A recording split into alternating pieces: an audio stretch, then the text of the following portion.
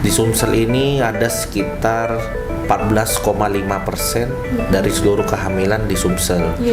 Jadi lumayan tinggi di Sumsel karena sedangkan di dunia itu 8,5%, tapi di Sumsel ini malah lebih tinggi. Penyakit bawaannya itu seperti dia memiliki penyakit hipertensi sebelumnya, dia memiliki penyakit autoimun, dia memiliki penyakit kencing manis sebelum hamil ya. Nah, yang keempat itu dia memiliki riwayat preeklamsi sebelumnya. Nah, jadi memang preeklamsi sekali udah kena biasanya berulang dengan angka yang cukup tinggi.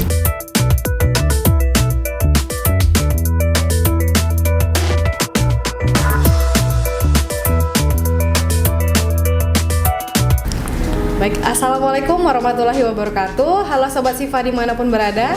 Senang sekali hari ini bertemu lagi bersama saya Dea Rizky Amalia dalam program Health Journal Tour edisi podcast. Hari ini edisi spesial karena kita merayakan dan memperingati Hari Hipertensi Sedunia, yaitu tepat tanggal 17 Mei tahun 2025. Hari ini saya tidak akan sendiri, tentunya akan ditemani bersama narasumber kita, Dokter Kebanggaan RSUD Siti Fatimah Provinsi Sumatera Selatan. Ada Dokter Komarul Hakim, SPOG di sini. Halo dokter. Halo. Boleh dokter memperkenalkan diri kepada Sobat Sifa yang ada di rumah? Oke. Halo Sobat Sifa, saya Dr. Muhammad Komarul Hakim, spesialis obstetri dan ginekologi. Saya berasal dari KSM Obstetri dan Ginekologi RSUD Siti Fatimah Provinsi Sumsel. Oke, baik, terima kasih dokter. Sobat Sifa, seperti yang kita ketahui, hipertensi saat kehamilan hari ini yang akan kita bahas, hipertensi pada ibu hamil itu sangat mempengaruhi wanita di seluruh dunia.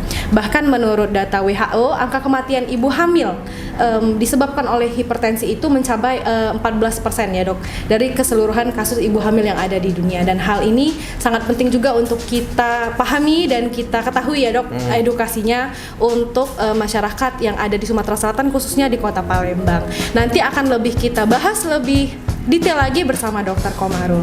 Baik dokter, Dokter Komarul ini seperti yang kita ketahui merupakan dokter SPOG yang ada di Siti Fatimah. Boleh kita tahu dok jadwalnya nih? Mungkin Sobat Sifa mau tahu jadwalnya di Siti Fatimah itu hari apa aja? Oke, saya di Siti Fatimah untuk jadwal rawat jalan saya ada di Senin, Rabu dan Jumat. Untuk Senin sama Rabu saya pukul 10 sampai 12. Untuk Jumat saya pukul 13 sampai 15. Oke, baik, itu tadi jadwal. Kalau Sobat Sifa, khususnya mungkin masyarakat Sumatera Selatan mau berobat bertemu sama Dokter Komarul bisa.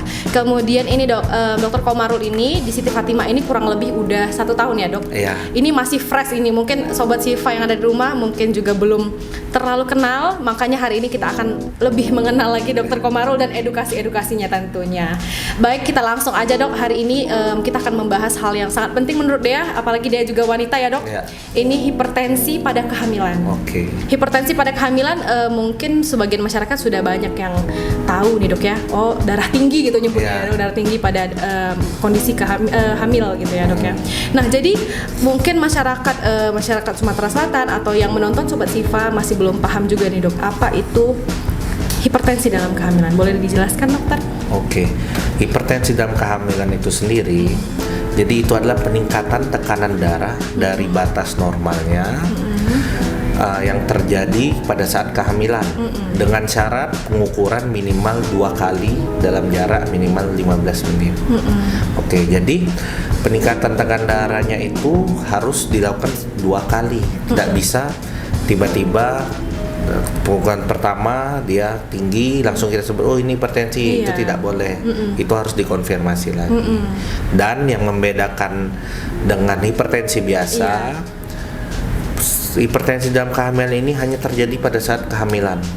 Setelah selesai kehamilan, terutama selesai masa nifas, tekanan darahnya normal lagi dan tidak ada gejala apa-apa.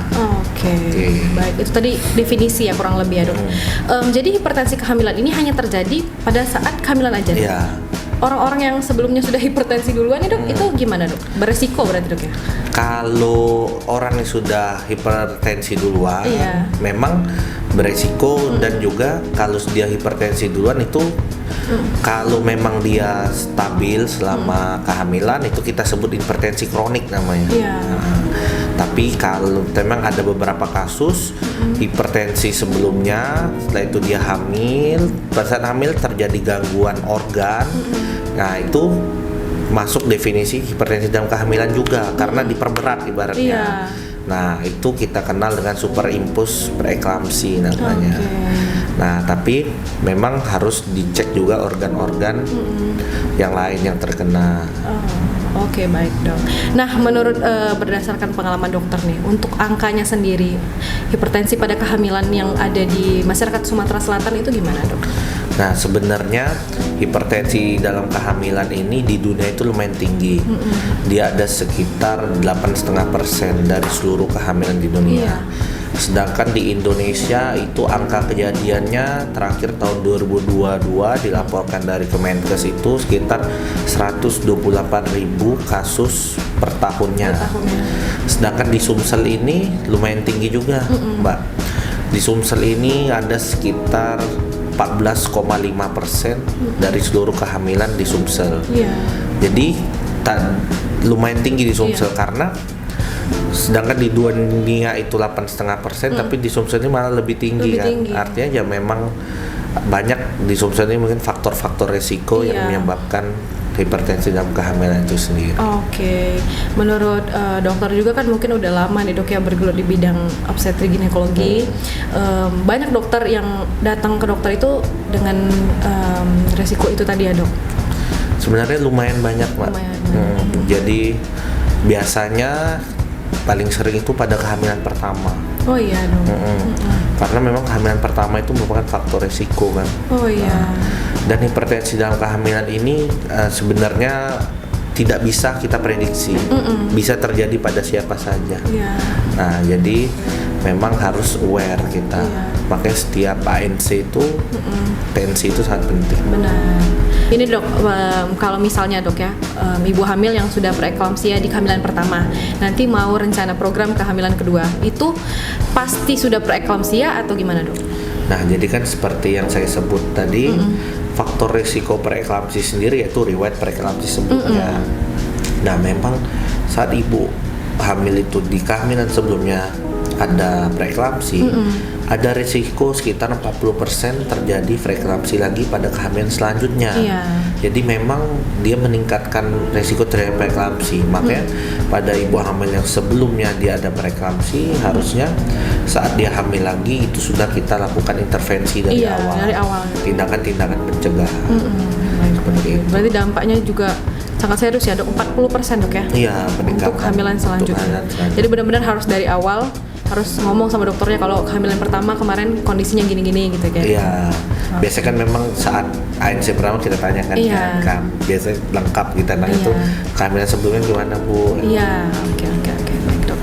Untuk faktor resiko utamanya dok yang meningkatkan kemungkinan seseorang ibu hamil itu terjadi hipertensi itu apa aja dok? Memang kan kita nggak bisa prediksi ya, tapi memang kita butuh tahu faktor resiko karena untuk kita jaga-jaga nih, oh ini harus kita rawat, mungkin intensif, dikontrolnya lebih baik. Nah sebenarnya yang utama itu faktor resiko preeklamsi itu satu, kehamilan pertama lebih parah. Yang kedua, dia memiliki berat badan yang berlebih atau obesitas ataupun overweight berdasarkan IMT-nya. Nah, yang ketiga, dia memiliki penyakit bawaan. Penyakit bawaannya itu seperti dia memiliki penyakit hipertensi sebelumnya, dia memiliki penyakit autoimun, dia memiliki penyakit kencing manis sebelum hamil ya. Nah, yang keempat itu dia memiliki riwayat preeklamsi sebelumnya. Nah, jadi memang preeklamsi sekali udah kena biasanya berulang dengan angka yang cukup tinggi. Nah, makanya kalau kita ibu-ibu hamil harusnya coba lihat diri kita sendiri. Kalau berat badan kita nggak gendut, sebaiknya ibu-ibu sebelum mau hamil habis nikah mulailah mengurangi, mulailah olahraga rutin, mulailah targetkan diet yang baik kan. Jadi saat hamil tidak terjadi preeklamsi ini. Berarti pentingnya rencana dulu ya dok, hamil itu harus melakukan pola hidup yang sehat karena memang dampaknya ya dok ya berarti sangat bahaya sekali. Nah dia juga sempat melihat-lihat ya dok ya informasi kalau faktor utamanya juga penyebab preeklamsi ini katanya orang yang hamil, ibu hamil tuh yang usianya sudah tua gitu dok. Itu benar atau enggak? Benar. Ya. Karena kan usia sudah tua tuh biasanya kita sudah ada penyakit bawaannya. Oh iya, itu dok ya. Tapi memang usia tua tuh bukan hanya preeklamsi, biasanya dia banyak komplikasi kehamilan yang bisa terjadi seperti perdarahan pada saat pasca persalinan atau perdarahan pada saat kehamilan. Tapi memang usia tua tuh tidak spesifik ke hipertensi dalam kehamilan. Untuk dampaknya nih dok, apa aja dari hipertensi pada kehamilan itu dari ibu dan janin ya dok ya? Sebenarnya untuk dampak akhirnya hipertensi dalam kehamilan ini hasil terburuknya yaitu kematian, baik pada ibu ataupun janin. Nah jadi memang pada hipertensi kehamilan ini sangat berbahaya. Nah, hipertensi kehamilan ini sendiri menyebabkan kematian ibu itu nomor 2 di dunia setelah perdarahan pasca salin. Nah, tapi yang kita takutkan itu sebelum dia menyebabkan kematian itu terjadi kejang. Artinya dia sudah mengalami komplikasi kepada otaknya, yang dimana takutnya selanjutnya bisa mempengaruhi kehidupan normalnya kan.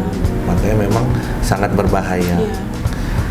Dan juga pada janinnya juga dia banyak penyebab seperti pada hipertensi pada kehamilan itu kan dia tuh karena tensinya tinggi jadi pembuluh darah itu menyempit, jadi aliran darah ke bayi itu berkurang. Aliran darah bayi berkurang itu menyebabkan nutrisi pada bayi juga berkurang kan, karena bayi itu mendapat nutrisi dari aliran darah ibunya. Nah itu sendiri bisa menyebabkan bayinya jadi kecil, kemungkinan lahirnya prematur, kemungkinan bayinya mengalami kekurangan oksigen saat hamil. Nah itu jadi sangat berbahaya sekali ya dok ya. Baik dok, untuk dampak tadi sudah kita bahas dok. Kapan sih dok saat mungkin ibu hamil memeriksakan diri pertama kali itu bisa ketahuan nggak dok dia itu preeklamsi atau belum, atau pada saat minggu keberapa gitu dok? Nah sebenarnya yang kita sebut preeklamsi itu atau hipertensi kehamilan itu kalau dia terjadi peningkatannya itu di atas 20 minggu kalau preeklamsi. Jadi memang biasanya setelah trimester 2. Tapi ada juga yang terjadi sebelum trimester 2. Tapi itu biasanya memang dia sudah ada bawaan hipertensi dari sebelumnya yang saya sebutnya hipertensi kronik. Jadi bisa kita diagnosa itu dari awal atau 20 minggu lebih ya dok ya? Iya, biasanya 20 minggu lebih. Dok. Jadi kapan sih dok hipertensi ini bisa dianggap ringan, sedang, atau berat, itu gimana dok? Nah, memang ringan, sedang, beratnya itu tergantung dari peningkatan tekanan darahnya. Biasanya yang hipertensi, kita sebut hipertensi itu kalau di hipertensi kehamilan itu sekarang nggak ada lagi yang ringan, sedang, dan berat. Dia hipertensi dalam kehamilan itu kita sebutnya preeklamsi. Kalau yang dia mulai terkena organ itu kita sebutnya preeklamsi dengan gejala berat. Jadi terbagi 2 itu aja sekarang. Kalau preeklamsi itu biasanya dia memang terjadi peningkatan darah, tapi cut off-nya itu batasannya itu lebih dari 140 untuk sistol dan 90 untuk diastol. Sedangkan yang dengan gejala berat itu biasanya terjadi peningkatannya itu 160 pada sistol dan lebih dari 110 pada diastol. Nah, jadi itu cut off-nya untuk disebut ringan, berat atau preeklamsi biasa. Nah untuk alur pemeriksaan nih dok, mungkin masyarakat Sumatera Selatan khususnya ibu hamil yang sekarang mungkin lagi program atau sedang hamil, itu bagaimana sih dok alur pemeriksaan dan pemeriksaan dari hipertensi ini dok, gimana? Biasanya alurnya itu kan sekarang kan sudah program pemerintah itu sudah bagus ya dari Kemenkes sendiri. Memang sekarang ini dari awal dia hamil aja tensi sudah diukur, dilakukan cek lab dan cek urin untuk nilai faktor risiko, dilakukan pemeriksaan darah. Periksa darah juga diperiksakan biasanya gula darah terutama kan. Jadi untuk menilai ini faktor risiko itu setelah didapatkan ternyata hasilnya ada yang kelainan. Nah itu biasanya kita oh ini dapat nih faktor resikonya, misalnya ibu yang gemuk, itu nggak langsung kita terapi obat biasanya. Biasanya kalau yang kayak gitu kita lakukan tindakan-tindakan pencegahan, memang dengan biasanya dengan multivitamin, dengan perbaikan gaya hidupnya, kita suruh dia kurangi makan, maksudnya tuh makannya jangan berlebihan, kita targetkan kenaikan berat badannya, ya jangan berlebihan. Setelah itu kita berikan suplementasi. Biasanya yang paling sering itu untuk mencegah terjadi preeklamsi, kita berikan suplementasi kalsium. Kalsiumnya itu dosis yang lumayan tinggi, sekitar 1000 sampai 1500. Nah, atau kita berikan kita berikan pengencer darah untuk mencegah preeklamsi itu. Tapi tidak langsung kita berikan obat-obat anti hipertensi. Jadi itu dari alur ya dok ya? Dari awal didiagnosa langsung. Dari tadi dokter sebutin juga diberikan kalsium dok. Jadi korelasi antara kalsium dan hipertensi itu gimana dok? Sebenarnya pemberian kalsium dengan harapan pemberian kalsium dosis tinggi itu harapannya untuk mencegah pembuluh darah itu vasokonstriksi sebenarnya. Jadi kan biar dia tidak jadi diharapkan melebar otot-otot dari pembuluh darahnya itu, jadi menyebabkan aliran darah lancar, terjadi penurunan tekanan darah. Baik dok. Nah, mungkin ini kekhawatiran dari ibu hamil yang mengalami preeklamsia dok ya. Apakah wanita yang kehamilannya hipertensi preeklamsi ini bisa lahiran normal dok, atau ada resiko-resiko lain? Sebenarnya kalau preeklamsia tanpa gejala berat, biasanya bisa kita normal, lahir secara normal. Tapi kalau ada preeklamsia dengan gejala berat, memang kita sarankan seksio cesarean. Tapi juga tergantung. Biasanya preeklamsia itu saat dia datang di IGD atau apa, itu tindakan awal kita lakukan stabilisasi dulu. Stabilisasi itu harapannya terjadi penurunan tingkat darahnya. Jadi misalkan dia datang preeklamsia berat, kita stabilisasi, ternyata setelah stabilisasi tensinya bagus. Nah itu bisa kita upayakan untuk lahir normal dengan segala pemantauan. Tapi kalau ternyata setelah kita lakukan stabilisasi ternyata tidak membaik, nah memang harus sesar. Tapi bukan berarti seluruh preeklamsia harus lahir secara sesar, tidak. Bisa juga normal. Bisa diupayakan. Mungkin ibu-ibu hamil yang sudah didiagnosis preeklamsia pada trimester 2, apa nih dok yang bisa dilakukan sama ibu-ibu hamil ini? Satu, seperti yang saya itu lakukan suplementasi kalsium. Yang kedua, misalnya trimester ini preeklamsia, diharapkan menjaga pola makan. Yang dikatakan sih katanya hindari konsumsi garam terlalu tinggi. Yang ketiga, jaga kenaikan berat badan. Karena kenaikan berat badan itu sebenarnya setiap hamil itu ada targetnya, terutama yang obesitas itu hanya 5-7 kilo selama hamil. Jadi diharapkan menjaga berat badannya. Yang kedua, tingkatkan aktivitas fisik. Karena ternyata preeklamsia sendiri faktor resiko salah satunya kehidupan yang sedimentary atau yang sering mageran gitu. Jadi harusnya memang harus meningkatkan aktivitas fisik. Biasanya ibu-ibu hamil ini dok ya takut gitu kalau bergerak tuh takut kenapa-kenapa, jadi banyak rebahan, banyak duduk aja. Justru lebih baik itu beraktivitas fisik, bukan juga yang olahraga berat sebenarnya kan. Yang penting kan aktivitas fisik tuh bukan berarti yang bahaya tuh kan kalau dia angkat beban atau kardio. Selain itu aktivitas fisik kan ada bisa jalan kaki mungkin dok ya, dengan konsisten dan rutin tentu. Baik dok. Nah kemudian dok, ini pertanyaan terakhir ya dok ya, untuk pencegahan yang bisa kita lakukan untuk wanita-wanita yang mau program sebelum nikah mungkin atau sebelum memiliki anak, itu apa aja yang bisa kita lakukan dok? Nah ini memang sekarang ini penting ya. Sekarang ini mulai digembar-gemborkan itu yang penting itu screening pranikah. Nah di screening pranikah tuh biasanya kita dicek semua kan, dari hasil lab, dari hasil radiologi, dari berat badan kita. Nah jadi biasanya kalau memang hasil dari screening pranikah ini terjadi kelainan, nah mungkin biasanya kita lebih aware.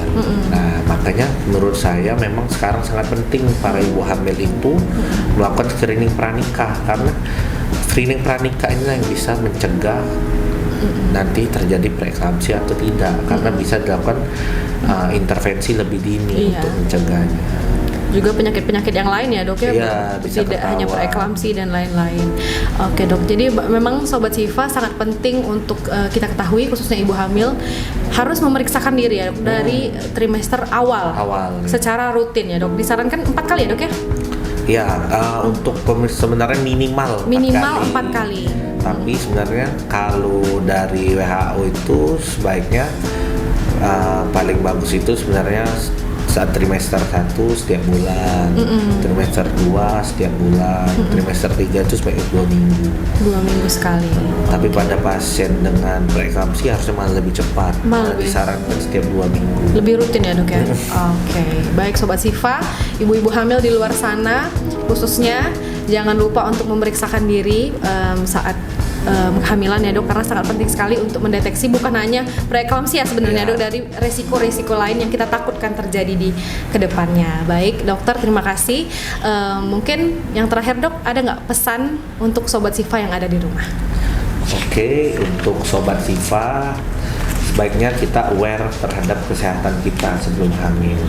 Jadi sebaiknya total lah melakukan screening sebelum hamil, total lah melakukan gaya hidup yang sehat sebelum hamil, tingkatkan aktivitas fisik kalian biar kehamilan kalian lancar dan tanpa komplikasi.